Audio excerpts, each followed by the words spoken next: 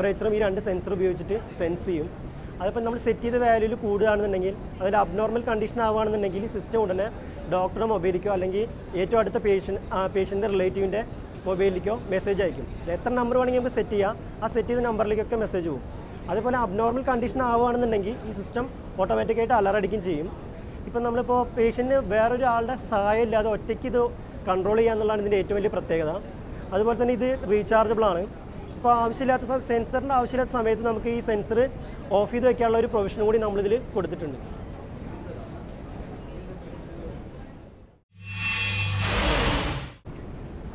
ഞങ്ങളിന്നിവിടെ ചെയ്തിരിക്കുന്ന മോഡൽ എന്ന് പറയുന്നത് ഓർണിത്തോപ്റ്റർ എന്നാണ് പറയുക. ഓർണിത്തോപ്റ്റർ എന്ന് പറയുന്നത് പക്ഷികളെ പോലെ ചിറകടിച്ച് പറക്കുന്ന ഒരു ബേർഡാണ് ഓർണിത്തോപ്റ്റർ എന്ന് പറയുന്നത്. പിന്നെ ഇതിൽ മെയിനായിട്ട് ഈ പ്രൊജക്റ്റ് ഞങ്ങൾ ചൂസ് ചെയ്യാനുള്ള കാരണം എന്ന് പറയുന്നത്, സാധാരണഗതിയിൽ നമ്മൾ ഒരു ഓർണിത്തോപ്റ്ററിനെ കുറിച്ച് ഏറ്റവും കൂടുതൽ റിസർച്ച് നടക്കുന്നത് ജർമ്മനി, കാനഡ എന്നീ സ്ഥലങ്ങളിലാണ്. പിന്നീട് അതുകൊണ്ട് തന്നെ നമ്മളിപ്പോൾ സെർച്ച് ചെയ്താലും ഓർണിത്തോപ്റ്ററിൻ്റെ വിങ് എന്ന് പറയുന്നത് മെംബ്രെയിൻ വിങ് ആയിട്ടാണ് നമുക്ക് കിട്ടുക. പക്ഷേ ഇതെന്ന് പറയുന്നത് ഇന്ത്യയിൽ ആദ്യമായിട്ടാണ് ഒരു പ്രൊഫൈൽ വിങ്ങുള്ള ഓർണിത്തോപ്റ്റർ ഉണ്ടാക്കുന്നത്. അതുകൊണ്ട് തന്നെ ഞങ്ങളതൊരു ചലഞ്ചായി ഏറ്റെടുത്ത് ചെയ്ത മോഡലാണ് ഈ ഓർണിത്തോപ്റ്റർ എന്ന് പറയുന്നത്. പിന്നെ ഇതിലേക്ക് ഇതിൻ്റെ മെയിൻ വർക്കിംഗ് എങ്ങനെയാണെന്ന് ചോദിച്ചാൽ, ഇതിൽ ശരിക്കും വിങ് പറക്കുന്നത് എങ്ങനെയാണെന്ന് വെച്ചാൽ മോട്ടോർ റൺ ചെയ്യിപ്പിച്ച് മോട്ടോറിൽ നിന്നും നേരെ ഒരു സ്കോച്ച് യോക്ക് മെക്കാനിസം എന്ന് പറഞ്ഞ മെക്കാനിസത്തിലേക്ക് കൊടുക്കും. സ്കോച്ച് യോക്ക് മെക്കാനിസം ഈ റൊട്ടേഷൻ മോഷനെ റെസിപ്രോക്കേറ്റിംഗ് മോഷനായിട്ട് കൺവേർട്ട് ചെയ്യും. അതായത് ഇവിടെ ഇതാണ് സെൻറ്റർ പാനൽ എന്ന് പറയുന്നത്. ഈ സെൻറ്റർ പാനലിലേക്ക് നമ്മൾ വിങ് രണ്ടും കണക്ട് ചെയ്തിട്ടുണ്ട്. അപ്പോൾ ഈ സെൻറ്റർ പാനൽ എന്ന് പറയുന്നത് താഴോട്ട് പോകുന്ന സമയത്ത് വിങ് എന്ന് പറയുന്നത് മുകളിലേക്ക് പോകും. അതുപോലെ തന്നെ സെൻറ്റർ പാനൽ മുകളിലേക്ക് വരുന്ന സമയത്ത് വിങ് താഴോട്ടും പോകും. സോ ഈ ഒരു മെക്കാനിസം വഴി നമ്മൾക്ക് ഫ്ലാപ്പിംഗ് ആക്ഷൻ കിട്ടുന്നതാണ്. പിന്നീട് ഇതിൻ്റെ ഫ്ലാപ്പ് ചെയ്യിപ്പിക്കുന്നത്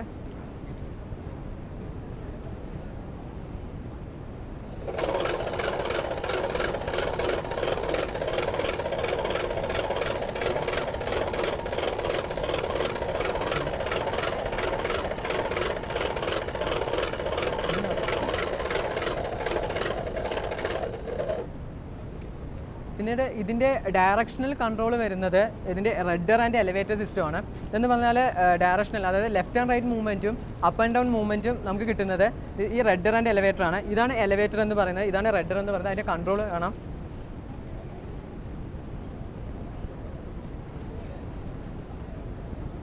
അതുപോലെ ഇതിലെ ഹോൾ ബോഡി, ഇതിൽ ഫ്യൂസലേജ്, വിങ് അങ്ങനെ ഹോൾ ബോഡീസ് ഉണ്ടാക്കിയിരിക്കുന്നത് ബാൾസാ വുഡ് എന്ന് പറഞ്ഞ ഈ ഒരു മെറ്റീരിയൽ വെച്ചിട്ടാണ്. ഇത് യൂസ് ചെയ്യാൻ കാരണം എന്താണെന്ന് വെച്ചാൽ, സാധാരണഗതിയിൽ നമ്മൾ ഫ്ലൈവുഡ് അങ്ങനെയുള്ള മെറ്റീരിയൽ യൂസ് ചെയ്താലും കൂടുതൽ സ്ട്രെങ്ത്ത് കിട്ടില്ല. ഇതിൽ നമുക്കറിയാം ഇതിൻ്റെ ഗ്രെയിൻ ഫ്ലോ അനുസരിച്ചിട്ട് ഇതിൻ്റെ സ്ട്രെങ്ത്ത് എന്ന് പറയുന്നത് വളരെയധികം കൂടുതലാണ്. അപ്പോൾ അതുകൊണ്ട് ഹൈ സ്ട്രെങ്ത്ത് ആയതുകൊണ്ടാണ് ഇതുണ്ടാക്കാൻ വേണ്ടിയിട്ട് നമ്മൾ ബാൾസാ വുഡ് യൂസ് ചെയ്തത്. പിന്നീട് ഇതിൻ്റെ വിങ്ങിലേക്ക് യൂസ് ചെയ്തിരിക്കുന്ന കണക്ഷൻ എന്ന് പറയുന്നത് കാർബൺ ഫൈബർ എന്ന് പറയുന്ന ഒരു മെറ്റീരിയൽ നമ്മൾ യൂസ് ചെയ്യുന്നുണ്ട്. കാർബൺ ഫൈബർ എന്ന് പറയുന്നത് ഇറ്റ്സ് എ കോമ്പോസിറ്റ് മെറ്റീരിയലാണ് കാർബൺ ഫൈബർ എന്ന് പറയുന്നത്. സോ അതുകൊണ്ട് അതിന് ഹൈ സ്ട്രെങ്ത് ആണ്. അതാണ് നമുക്ക് ഈ അടിയിൽ ഈ കാർബൺ ഫൈബറാണ് ഇവിടെ കണക്ട് ചെയ്തിരിക്കുന്നത്, ഏറ്റവും അടിയിൽ കണക്ട് ചെയ്തിരിക്കുന്നത്. പിന്നെ അതുപോലെ തന്നെ വിങ് ഉണ്ടാക്കുന്നതിൻ്റെ സ്പാർ ഡിസൈൻ ചെയ്തിരിക്കുന്നതും കാർബൺ ഫൈബർ വെച്ചിട്ട് തന്നെയാണ്. ഇതിൻ്റെ ഓവറോൾ വെയിറ്റ് എന്ന് പറയുന്നത് 2.3 kilograms ആണ്. പിന്നെ വിങ് സ്പാൻ എന്ന് പറയുന്നത് 1.5 മീറ്റർ.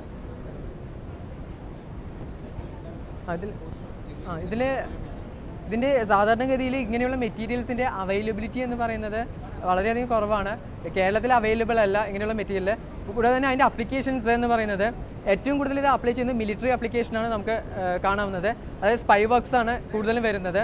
അതായത് ഇപ്പോൾ നാസ ഡെവലപ്പ് ചെയ്തിരിക്കുന്നത് ഇതേപോലെ ഓർണിത്തോപ്റ്റേഴ്സ് നമ്മുടെ ഫയർ എക്സ്റ്റിങ്ക്വിഷൻ പർപ്പസിന് വേണ്ടിയിട്ട് യൂസ് ചെയ്യുന്നുണ്ട്. അതുപോലെ തന്നെ സിനിമ ഇൻഡസ്ട്രിയിലെല്ലാം വളരെയധികം യൂസ്ഫുൾ ആവും. ഏകദേശം 2015 എൻഡോട് കൂടി തന്നെ ഇങ്ങനെയുള്ള മൈക്രോ ഏരിയൽ വെഹിക്കിൾസ് എന്ന് പറയുന്നത് ഒരു തരംഗമാവാൻ പോവുകയാണ്. അതുകൊണ്ട് തന്നെ ഇങ്ങനെയുള്ള ഓർണിത്തോപ്റ്റർ ഭാവിയിൽ നമുക്ക് ഒരുപാട് ഇന്ത്യയിലും പ്രതീക്ഷിക്കാൻ പറ്റും. ഇതിൽ ഞങ്ങൾക്ക് ഒരുപാട് ഹെൽപ്പ് കിട്ടിയിരിക്കുന്നതെന്ന് പറയുന്നത്, ആദ്യമായിട്ട് ജർമ്മനിയിൽ നിന്നും മിസ്റ്റർ ഹോസ്റ്റ് റോഡിഗർ എന്ന് പറഞ്ഞ സയൻറ്റിസ്റ്റാണ്. അദ്ദേഹം ഏറ്റവും കൂടുതൽ ഓർണിത്തോപ്റ്ററിനെ കുറിച്ച് റിസർച്ച് ചെയ്യുന്ന ആളാണ്. അദ്ദേഹത്തിൻ്റെ വർക്കിൻ്റെ ഒരുപാട് കാര്യങ്ങളും ഞങ്ങളുടെ സംശയങ്ങളും തീർത്ത് തന്നിട്ടുണ്ട്. പിന്നീട് തന്നെ കാനഡയിൽ നിന്നുള്ള ലോറിയർ എന്ന് പറയുന്ന സയൻറ്റിസ്റ്റ് ഞങ്ങളെ ഒരുപാട് ഹെൽപ്പ് ചെയ്തിട്ടുണ്ട്. കൂടാതെ തന്നെ ഞങ്ങളെ ഏറ്റവും കൂടുതൽ ഈ പ്രൊജക്റ്റ് ചെയ്യാൻ മോട്ടിവേറ്റ് ചെയ്തതും എൻകറേജ് ചെയ്തതും അതുപോലെ തന്നെ ഒരു ക്രിട്ടിക്കൽ സ്റ്റേജിലെത്തുന്ന സമയത്ത് ഒരുപാട് ഹെൽപ്പ് ചെയ്തത് ഞങ്ങളുടെ പ്രിയപ്പെട്ട HOD സാറാണ്. അതുകൊണ്ട് തന്നെ ഈ വിജയത്തിൻ്റെ എല്ലാ ക്രെഡിറ്റും ഞങ്ങളെ HOD സാറിനായി സമർപ്പിക്കണം. ഈ പ്രൊജക്റ്റ് ഞങ്ങളെ ഗൈഡ് ചെയ്തത് മിസ്റ്റർ അരുൺകുമാർ ഹർഷൻ സാറാണ്.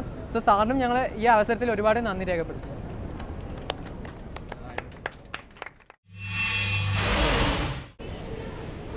ഇതെന്ന് പറഞ്ഞാൽ ഒരു ബയോമെട്രിക് വോട്ടിംഗ് മെഷീനാണ്. അതായത് ഇപ്പം നമ്മൾ വോട്ട് ചെയ്യുന്ന സമയത്ത് ഉണ്ടാകുന്ന പ്രശ്നങ്ങൾ എന്തൊക്കെയാണെന്ന് വെച്ചാൽ, വോട്ടിംഗ് സമയത്ത് നമ്മൾ തന്നെ മണ്ഡലത്തിലാവണമെന്നൊന്നുമില്ല. അപ്പോൾ വേറൊരു സ്ഥലത്താണെങ്കിൽ നമുക്ക് വോട്ട് ചെയ്യാനും പറ്റില്ല. സോ അങ്ങനത്തെ പ്രശ്നവും ഒഴിവാക്കാം. പിന്നെ അതുമാത്രമല്ല കള്ള വോട്ട്, പിന്നെ വോട്ട് കൗണ്ട് ചെയ്യാൻ എടുക്കുന്ന സമയം, ഇതൊക്കെ ഒഴിവാക്കാൻ നമ്മൾ ഈ മെത്തേഡ് യൂസ് ചെയ്താൽ. സോ ഇവിടെ എന്ന് പറഞ്ഞാൽ 2 വോട്ടിംഗ് സ്റ്റേഷൻ ഉണ്ട്. ഇതെന്ന് പറയുന്ന ഫസ്റ്റ് വോട്ടിംഗ് സ്റ്റേഷൻ, ഇതെന്ന് പറഞ്ഞാൽ സെക്കൻഡ് വോട്ടിംഗ് സ്റ്റേഷൻ. അപ്പോൾ ഫസ്റ്റ് വോട്ട് ചെയ്യുന്നതിന് മുമ്പേ നമ്മൾ എൻറോൾ ചെയ്യണം. അപ്പം നമുക്കിപ്പോൾ ഇവിടെ വോട്ടർ ID ഉണ്ട് സാധാരണ വോട്ട് ചെയ്യുന്ന സമയത്ത്. പക്ഷേ ഇവിടെ എന്ന് പറഞ്ഞാൽ നമ്മൾ ഫിംഗർ പ്രിൻറ്റ് വെച്ചാൽ വോട്ട് ചെയ്യുന്നത്. കാരണം ഫിംഗർ പ്രിൻറ്റ് എല്ലാവർക്കും യുണീക്ക് ആയിരിക്കും. അപ്പോൾ യുണീക്ക് ആയതുകൊണ്ട് തന്നെ നമുക്ക് കള്ളവോട്ട് ചെയ്യാനൊന്നും പറ്റില്ല. സോ ഫസ്റ്റ് എൻറോൾ ചെയ്യണം. അപ്പോൾ എൻറോൾ ചെയ്യാൻ വേണ്ടിയിട്ട് ഇതെന്ന് പറഞ്ഞാൽ ഫസ്റ്റ് ഏത് സ്റ്റേഷനിൽ വേണമെങ്കിലും നമുക്ക് എൻറോൾ ചെയ്യാം. സോ ഫസ്റ്റ് എൻറോൾ ചെയ്യണം. സോ എൻറോൾ ചെയ്യാൻ നേരത്ത് ഒരു പർട്ടിക്കുലർ യൂസർ ഒരു ID നമ്പർ നമ്മൾ പ്രൊവൈഡ് ചെയ്യും. ID പ്രൊവൈഡ് ചെയ്യും.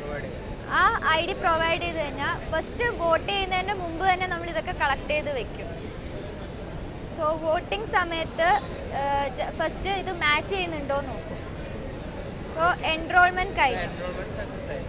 ഇനി വോട്ട് ചെയ്യുന്ന സമയത്ത് നമ്മളെ സോണിൽ തന്നെ ആവണം എന്നില്ല. ഇപ്പോൾ വേറെ സോണിലാണെങ്കിൽ നമുക്ക് വേറെ സ്റ്റേഷനിൽ പോയിട്ട് വോട്ട് ചെയ്യാം. സോ ഫസ്റ്റ് വോട്ട് ചെയ്യാൻ വരുമ്പം ഫസ്റ്റ് ചെക്ക് ചെയ്യും ഈ ഓൾറെഡി എൻറോൾ ചെയ്ത ആളാണോ വരുന്നയോ ഇല്ലയോ എന്ന്. അതേസമയം ഇതിനു മുമ്പ് വോട്ട് ചെയ്തിട്ടുണ്ടോ ഇല്ലയോ അതും ചെക്ക് ചെയ്യും. സോ ഫസ്റ്റ് ചെക്ക് ചെയ്യുക.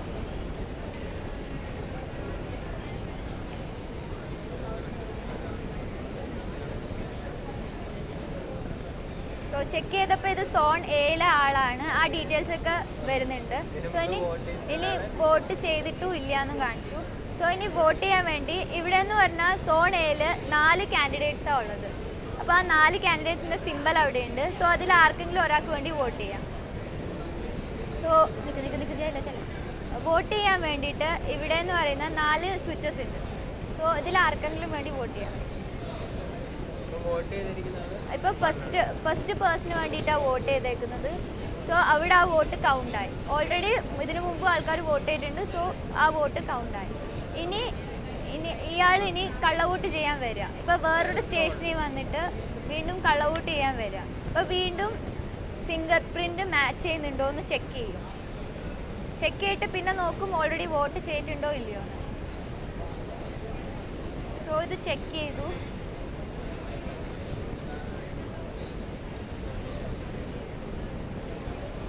ചെക്ക് ചെയ്തു. ഇപ്പം മാൽ പ്രാക്ടീസ് ആയതുകൊണ്ട് ഇത് സൈറൻ അടിച്ചു. ഇവിടെ വയർലെസ് ആയിട്ടാണ് ഡേറ്റ ട്രാൻസ്മിറ്റ് ചെയ്യുന്നത്. അപ്പോൾ സിഗ്ബി ആണ് യൂസ് ചെയ്യുന്നത് ട്രാൻസ്മിറ്റ് ചെയ്യാൻ വേണ്ടിയിട്ട്. പിന്നെ കൗണ്ടിങ് റിസൾട്ട് നമുക്ക് അപ്പം തന്നെ പബ്ലിഷ് ചെയ്യാനും പറ്റും. സോ ഇവിടെ എത്ര വോട്ട് മൊത്തം ഉണ്ട് അത് മൊത്തം കൗണ്ട് ചെയ്യാനും പറ്റും. ഭാവിയിൽ ഇത് ഇംപ്ലിമെൻറ്റ് ചെയ്യാനാണെങ്കിൽ നമുക്ക് ഈതർനെറ്റ് വഴി ഇംപ്ലിമെൻറ്റ് ചെയ്യാം. അതായത് ഇപ്പോൾ ATMൻ്റെ വർക്കിംഗ് അതുപോലെ നമുക്ക് ഇംപ്ലിമെൻറ്റ് ചെയ്യാം.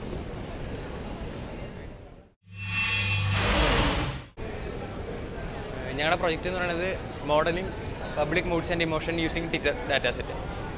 ഇതെന്ന് പറയുന്നത് നമ്മൾ ട്വിറ്ററിൻ്റെ ട്വീറ്റ്സ് അനലൈസ് ചെയ്യണ ഒരു പ്രൊജക്റ്റാണ്. ഇപ്പോൾ യൂസർ ഒരു കീവേഡ് കൊടുക്കും. അപ്പോൾ ആ കീവേഡ് അനുസരിച്ച് ട്വിറ്ററിന് ട്വീറ്റ്സ് ഡൗൺലോഡ് ചെയ്യും. എന്നിട്ട് അതിന് പോസിറ്റീവ് ട്വീറ്റ്സ് ആണോ നെഗറ്റീവ് ട്വീറ്റ്സ് ആണോ എന്ന് നമ്മൾ സെഗ്രിഗേറ്റ് ചെയ്യും. അതിൻ്റെ ഒരു പ്രൊജക്റ്റാണിത്. അപ്പോൾ ഒരു എക്സാമ്പിൾ പറയുകയാണെന്ന് വെച്ചാൽ നമ്മളിപ്പോൾ ഇന്ത്യ വേഴ്സസ് ഓസ്ട്രേലിയ എന്നുള്ള കീവേഡ് സെമി ഫൈനൽ കഴിഞ്ഞെന്ന് കൊടുത്തു. അപ്പോൾ ഇന്ത്യ വേഴ്സസ് ഓസ്ട്രേലിയയുടെ എല്ലാ ട്വീറ്റ്സും ഡൗൺലോഡ് ചെയ്യും. എന്നിട്ട് പോസിറ്റീവ് ട്വീറ്റ്സും നെഗറ്റീവ് ട്വീറ്റ്സും പ്ലോട്ട് ചെയ്യും. ഇപ്പോൾ 0 എന്ന് പറയുന്ന മാഗ്നിറ്റ്യൂഡ് കാണിക്കുന്നത് ന്യൂട്രൽ ട്വീറ്റ്സിനെയാണ്. 0 എന്ന് ഗ്രേറ്റർ ആയത് പോസിറ്റിവിറ്റി കൂടിയ ട്വീറ്റ്സ്. ഇപ്പോൾ 0 കഴിഞ്ഞ് 1 ഇപ്പോൾ 1ൽ 250 ആണ് കാണിച്ചിരിക്കുന്നത്. അതിനർത്ഥം ഓൾമോസ്റ്റ് 250 പോസിറ്റീവ് ട്വീറ്റ്സ് ഉണ്ട്. ഇപ്പോൾ ഇതൊരു ഗുഡ് എന്ന് പറഞ്ഞൊരു കാറ്റഗറിയിൽ പെടുത്തുന്ന ട്വീറ്റ്സാണ്. ഇത് കഴിഞ്ഞാൽ വെരി ഗുഡ്, എക്സലൻറ്റ് അങ്ങനെ പോകും. ഇതിനകത്ത് സീറോൻ്റെ ഇപ്പുറത്ത് ബാഡ്, വെരി ബാഡ് അങ്ങനെ പോകും. അപ്പോൾ സീറോ കൂടുന്തോറും പോസിറ്റിവിറ്റി കൂടും, കുറയുന്തോറും നെഗറ്റിവിറ്റി കൂടും. അപ്പോൾ ഈ സെൻറ്റിമെൻറ്റ് ഗ്രാഫ് എന്നുള്ളൊരു ഫീച്ചർ കൊണ്ട് നമുക്ക് നമ്മൾ കൊടുത്ത കീവേഡിൻ്റെ പോസിറ്റീവും നെഗറ്റീവ് ട്വീറ്റ്സിനെ സ്റ്റാറ്റിസ്റ്റിക്സിലായിട്ട് കാണിക്കാൻ പറ്റും. ഇനി അടുത്തൊരു ഫീച്ചർ എന്ന് പറയുന്നത് വേർഡ് ക്ലൗഡാണ്. വേർഡ് ക്ലൗഡിൽ എന്താണെന്ന് വെച്ച് കഴിഞ്ഞാൽ നമ്മൾ ഇന്ത്യ വേഴ്സസ് ഓസ്ട്രേലിയ എന്ന് പറഞ്ഞൊരു കീവേഡ് കൊടുത്തു. അപ്പോൾ ഏറ്റവും കൂടുതൽ ആൾക്കാർ ഏത് വാക്കാണ് ആ ട്വീറ്റുകളിൽ യൂസ് ചെയ്ത് എന്ന് നമുക്ക് കാണാൻ പറ്റും. അതായത് ഇന്ത്യ വേഴ്സസ് ഓസ്ട്രേലിയ ട്വീറ്റിനകത്ത് അനലൈസ് ചെയ്യുമ്പോൾ മൈ ടീം മൈ പ്രൈഡ് എന്നുള്ള കീവേഡാണ് ഏറ്റവും കൂടുതൽ വരുന്നത്. അതേപോലെ dare to be Dhoni, cricket world cup 15 ഇതൊക്കെയാണ് വരുന്നത്. ഇന്ത്യയുടെ ഒരു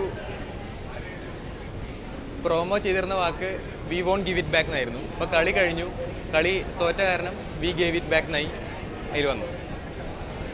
അതേപോലെ നമുക്ക് ഈ ഒരു ഫീച്ചർ മാർക്കറ്റിങ്ങിലൊക്കെ യൂസ് ചെയ്യാൻ പറ്റും. ഇപ്പോൾ പുതിയൊരു പ്രൊഡക്റ്റ് ഇറക്കിക്കഴിഞ്ഞാൽ അതിൻ്റെ മാർക്കറ്റ് റെസ്പോൺസ് എന്താണെന്ന് നമുക്ക് കാണണമെങ്കിൽ നമ്മൾ ആ പ്രൊഡക്റ്റിൻ്റെ പേരടിച്ചു കഴിഞ്ഞാൽ നമുക്കൊരു ഗ്രാഫ് കിട്ടും. ഇതിനകത്ത് ആദ്യം വരുന്നതായിരിക്കും ആ പ്രൊഡക്റ്റിനെ പറ്റിയിട്ടുള്ള റിവ്യൂ. അതേപോലെ മൂവി റിവ്യൂസിന് നമുക്കിത് ഉപയോഗിക്കാം. ഇപ്പോൾ ഒരു സിനിമ കാണാൻ പോകുന്നതിൻ്റെ മുന്നേ നമ്മൾ ഇപ്പോൾ ഫോർ എക്സാമ്പിൾ ദൃശ്യം എന്ന് കൊടുത്തു വെച്ച് കഴിഞ്ഞാൽ നമുക്ക് ഈ ഒരു റിസൾട്ട് കിട്ടും. ഈ റിസൾട്ടിൽ ഫസ്റ്റ് വരുന്ന വാക്കായിരിക്കും ഏറ്റവും കൂടുതലായിട്ട് ഉണ്ടാവുക. അതായത് ഇപ്പോൾ ദൃശ്യം എന്ന് കൊടുത്തു കഴിഞ്ഞാൽ എക്സൽ എന്നൊക്കെ ആയിരിക്കും ഫ്രണ്ടിൽ വരിക. അതാണ് ഇതിൻ്റെ വേറൊരു ആപ്ലിക്കേഷൻ.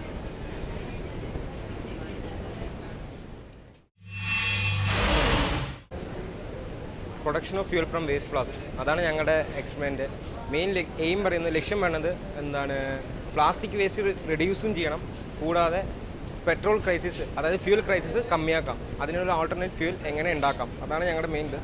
ഇപ്പോൾ ഇതിൽ ഓൾമോസ്റ്റ് ഒരു 80% പ്ലാസ്റ്റിക് ഫില്ല് ചെയ്തു. അത് 450 to 500 ഡിഗ്രി സെൽഷ്യസിൽ ഹീറ്റ് ചെയ്യുന്ന സമയത്ത് ഈ പ്ലാസ്റ്റിക്കിൽ നിന്ന് കാർബൺ കമ്പോണൻസ് സ്പ്ലിറ്റായിട്ട് ഹീറ്റ് എക്സ്ചേഞ്ചറിലൂടെ പാസ്സാവും. ഹീറ്റ് എക്സ്ചേഞ്ചറായിട്ട് നമ്മളിവിടെ യൂസ് ചെയ്യുന്ന കൗണ്ടർ ഫ്ലോ ഹീറ്റ് എക്സ്ചേഞ്ചറാണ്. ആ ഹീറ്റ് എക്സ്ചേഞ്ചർ അത് അത്രയുള്ള ടെമ്പറേച്ചറുള്ള കാർബൺ കമ്പോണൻസിനെ കൂൾ ചെയ്യും. കൂൾ ചെയ്തിട്ട് വരുന്ന ആ ഫ്യൂൽ അത് ഡയറക്റ്റായിട്ട് നമ്മൾ വാട്ടറിലോട്ട് ഡിപ്പ് ചെയ്യും. വാട്ടറിലോട്ട് ഡിപ്പ് ചെയ്യുന്ന സമയത്ത് അത് നമുക്ക് ഒരു സ്മോൾ എമൗണ്ട് ഓഫ് വേപ്പർ നമുക്കിവിടെ പ്രൊഡ്യൂസ് ചെയ്യും. ആ വേപ്പർ നമുക്ക് ബേൺ ചെയ്ത് കളയാം. പക്ഷേ അത് സ്റ്റോർ ചെയ്യാൻ പറ്റാത്തൊരു സോഴ്സ് ഇല്ലാത്തതുകൊണ്ട് നമ്മളത് അറ്റ്മോസ്ഫിയറിലോട്ട് എമിറ്റ് ചെയ്യാണ്. ഇനി ഈ കളക്ട് ചെയ്യുന്ന ഫ്യൂൽ അത് നമ്മൾ വേറെ എക്സ്റ്റേണൽ പൈപ്പ് കൊടുത്തിട്ട് അതിലോട്ട് നമ്മൾ സ്റ്റോർ ചെയ്യുന്നു. ഇതാണ് ഇതിൻ്റെ മെയിൻ പ്രോസസ്സ്. ഇതിൽ നമ്മളിപ്പോൾ ഞങ്ങൾ 1 കൊല്ലം മുമ്പ് ചെയ്ത മിനി പ്രോജക്റ്റാണ്. അപ്പോൾ ഇതിലിപ്പോൾ ഇത്രത്തോളം 650, അതായത് 1 കിലോഗ്രാം പ്ലാസ്റ്റിക്കിൽ നിന്ന് 650 to 700 ml നമുക്ക് ഫ്യൂൽ ഉണ്ടാക്കാം. ഇത് റിഫൈനറിയിൽ നമ്മൾ യൂസ് ചെയ്ത് കഴിഞ്ഞാൽ ഈ ക്രൂഡ് ഓയിൽ റിഫൈനറിൽ യൂസ് ചെയ്ത പെട്രോൾ, ഡീസൽ, പാരഫിൻ, വാക്സ് അങ്ങനെയുള്ളത് ഇത് നമുക്ക് സ്പ്ലിറ്റ് ചെയ്യാം.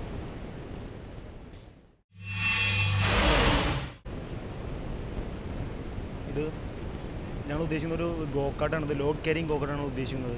ഇത് ലോഡ് ക്യാരിങ് സാധാരണ ഗോക്കാട്ട് നമുക്കറിയാം എൻ്റർടൈൻമെൻറ്റ് പർപ്പസിനും ഗോൾഫ് അങ്ങനെയുള്ള കാര്യങ്ങളാണ് ഗോക്കാട്ട് യൂസ് ചെയ്യാറ്. അതിൽ നിന്നും ഡിഫറൻ്റ് ആയിട്ട് നമ്മൾ ഇതിൽ ഒരുപാട് കാര്യങ്ങൾ ചെയ്യുന്നുണ്ട്. അതായത് മെയിനായിട്ടുള്ളതിൽ ലോഡ് ക്യാരിങ് പാർട്ടാണ്. അതുകൂടാണ്ട് സാധാരണ ഒരു ഗോക്കാട്ടിൽ നിന്ന് വ്യത്യസ്തമായിട്ട് നമ്മൾ അതിൽ സിമ്പിൾ മെക്കാനിസമാണ് യൂസ് ചെയ്യാറ്. അതിന് മാറ്റം വരെ നമ്മളിതിൽ rack and pinion steering system വെച്ചിട്ടുണ്ട്. പിന്നെ സബ് ആക്സിലേഷൻ സ്ട്രെങ്ത് സബ് ആക്സിലാണ്. കൂടാണ്ട് കൈനറ്റിക് ടാലിനോ ബ്ലേസിൻ്റെ എഞ്ചിനാണ് നമ്മൾ യൂസ് ചെയ്തിട്ടുള്ളത്. അതുകൂടാണ്ട് പിന്നെ ലാംബർട്ടയുടെ ഡിഫറൻഷ്യൽ നമ്മൾ യൂസ് ചെയ്തിട്ടുള്ളത്. ഇതിന് നമുക്ക് 30 to 35 എഫിഷ്യൻസി നമുക്ക് ഇന്ന് ഈ വണ്ടിക്ക് കിട്ടും. 30 to 35 എഫിഷ്യൻസി നമുക്ക് വണ്ടിക്ക് കിട്ടും. അതുകൂടാണ്ട് തന്നെ നമ്മൾ ഇതിൽ 250 മുതൽ 350 വരെ ലോഡ് ക്യാരി ചെയ്യാൻ പറ്റും.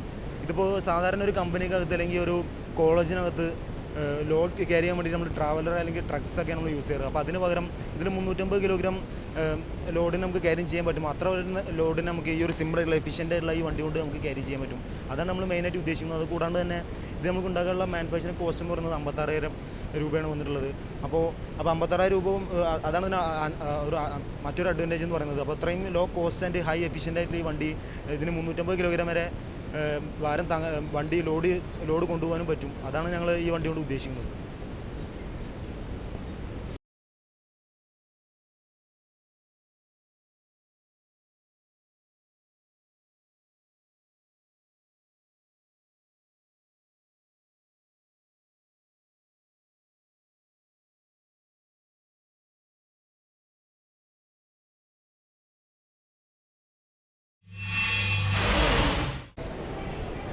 പ്രോജക്റ്റ് എന്താ വെച്ചാൽ gesture based remote control for home appliances with sign language converter. Mainly ഇത് ഹെൽപ്ഫുൾ എന്ന് പറഞ്ഞു കഴിഞ്ഞാൽ പാരലൈസ്ഡ് അല്ലെങ്കിൽ ഹാൻഡിക്യാപ്ഡ് പേഴ്സൺസിനാണ്. അപ്പോൾ നമുക്ക് ഹാൻഡ് ജസ്റ്റേഴ്സിൻ്റെ ഹാൻഡ് മൂവ്മെൻറ്റ്സിനനുസരിച്ചിട്ട് ഓരോ ഹോം അപ്ലയൻസസ് കൺട്രോൾ ചെയ്യാൻ പറ്റും. ഇവിടെ 4 ബൾബ് കൺസിഡർ ചെയ്ത് കൊടുക്കുന്നത് 4 ഡിവൈസസ് ആണ്. Television, air conditioner, fan, refrigerator. നമുക്ക് ഏത് വേണമെച്ചാലും യൂസ് ചെയ്യാം. മെയിൻലി ഇത് ബിൽഡ് ചെയ്ത് കൊടുക്കുന്നത് ഒരു റൂമിലാണ്. നമുക്ക് വേണമെച്ചാൽ ഇതൊരു സ്മാർട്ട് ഹോം പോലെ ഹോമിൽ ഫുള്ളായിട്ട് വേണമെച്ചാൽ ഇതാക്കാം. ജസ്റ്റ് ഒന്ന് കാണിക്കുകയാണെന്ന് വെച്ചാൽ ഈ ഹാൻഡ് ജസ്റ്റർ കാണിച്ചു കഴിഞ്ഞാൽ ഫസ്റ്റ് ഡിവൈസാണ് ഓൺ ആവുക. നമ്മൾ ഫസ്റ്റ് ഡിവൈസിനാണ്. സെക്കൻഡ് ജസ്റ്റർ കാണിച്ചു കഴിഞ്ഞാൽ സെക്കൻഡ് ഡിവൈസ്, തേർഡ്ലി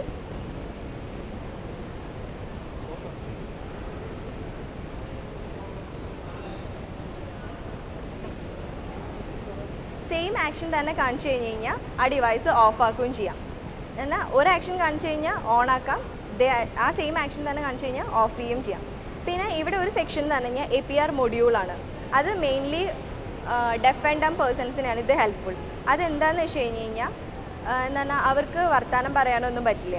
അപ്പോൾ അവർക്ക് ഒരാളുടെ അടുത്ത് കമ്മ്യൂണിക്കേറ്റ് ചെയ്യണമെന്ന് പറഞ്ഞു കഴിഞ്ഞാൽ ആ റൂമിൽ ആ പേഴ്സൺ ഉണ്ടെങ്കിൽ മാത്രമേ നമുക്ക് കമ്മ്യൂണിക്കേറ്റ് ചെയ്യാൻ പറ്റുള്ളൂ. അല്ലാതെ അവർക്ക് വല്ല നെസസിറ്റീസ് ഉണ്ടെന്ന് പറഞ്ഞു കഴിഞ്ഞാൽ പറ്റില്ല. അപ്പോൾ പുറത്തെങ്ങാനാണ് അവർക്ക് ഉള്ളിലിരിക്കുന്ന ആൾക്ക് എന്തെങ്കിലും ആവശ്യമുണ്ടെന്ന് തന്നെ ഡെഫ് ആൻഡ് ഡം പേഴ്സൺസിനെ ഒരു ആക്ഷൻ കാണിച്ചു കഴിഞ്ഞാൽ മതി.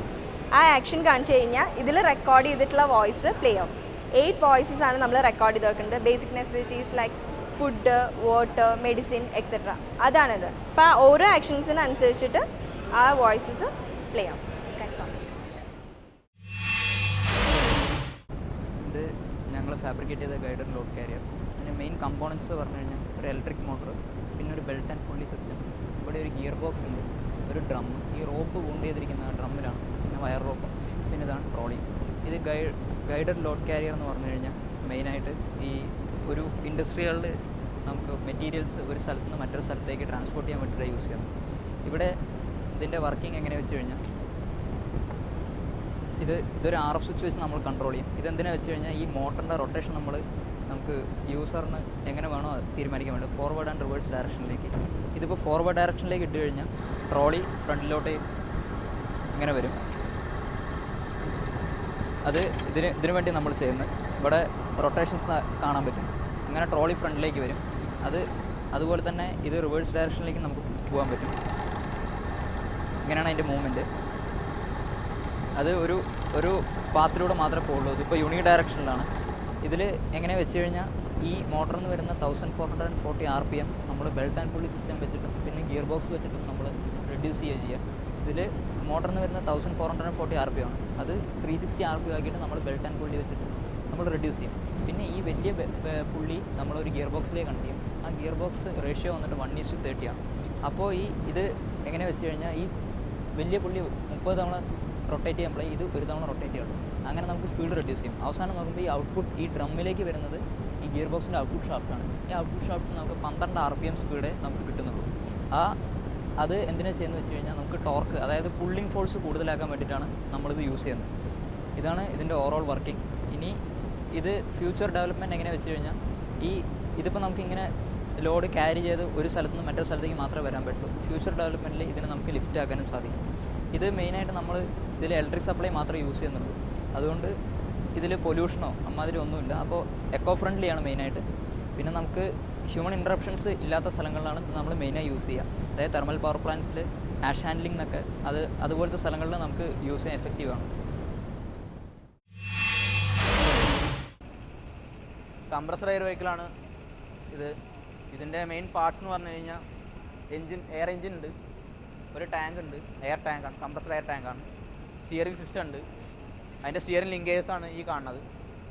പിന്നെ മെയിനായിട്ട് വരുന്നത് ഒരു ഗേറ്റ് വാൾവാണ്. ഈ ഓറഞ്ച് കളറിൽ കാണുന്നതാണ് ഗേറ്റ് വാൾവ്. ഒരു നോൺ റിട്ടേൺ വാൾവ് ഉണ്ട് ബാക്കിലാണ്. അതിൽ യൂണി ഡയറക്ഷനിലാണ് ഫ്ലോ, ഒരു ഡയറക്ഷനിലെ ഫ്ലോ ഉണ്ടാവുള്ളൂ. ഈ ടാങ്കിൽ എത്ര പ്രഷർ ഉണ്ടെന്ന് കാണിക്കാനായിട്ട് ഒരു പ്രഷർ ഗേജ് കൊടുത്തിട്ടുണ്ട്. അതിൻ്റെ എത്ര റീഡിംഗ് ആണെന്ന് ഇതിൽ നോക്കിക്കഴിഞ്ഞാൽ കാണാൻ പറ്റും. പിന്നെ അതിൻ്റെ മെയിൻ വർക്കിംഗ് എന്ന് പറഞ്ഞു കഴിഞ്ഞാൽ എൻജിൻ ഞങ്ങൾ സ്പ്ലെൻഡറിൻ്റെ 100cc എഞ്ചിനാണ് യൂസ് ചെയ്തിട്ടുള്ളത്. അത് മോഡിഫൈ ചെയ്തിട്ടുണ്ട്. ഉള്ളിലത്തെ ഒരു ക്യാം അഡ്ജസ്റ്റ് ചെയ്തിട്ട് ഉണ്ട്. പിന്നെ സ്പാർക്ക് പ്ലഗ് എടുത്ത് കളഞ്ഞിട്ട് അതിന് പകരം ഇതിൻ്റെ ഇൻലെറ്റ് സ്പാർക്ക് പ്ലഗിൻ്റെ ആ പൊസിഷനിൽ കൊടുത്തിട്ടുണ്ട്. ചെയിൻ ഡ്രൈവാണ് കൊടുത്തിരിക്കുന്നത്. പിന്നെ അതിൻ്റെ വർക്കിംഗ് കാണിച്ചു തരാം.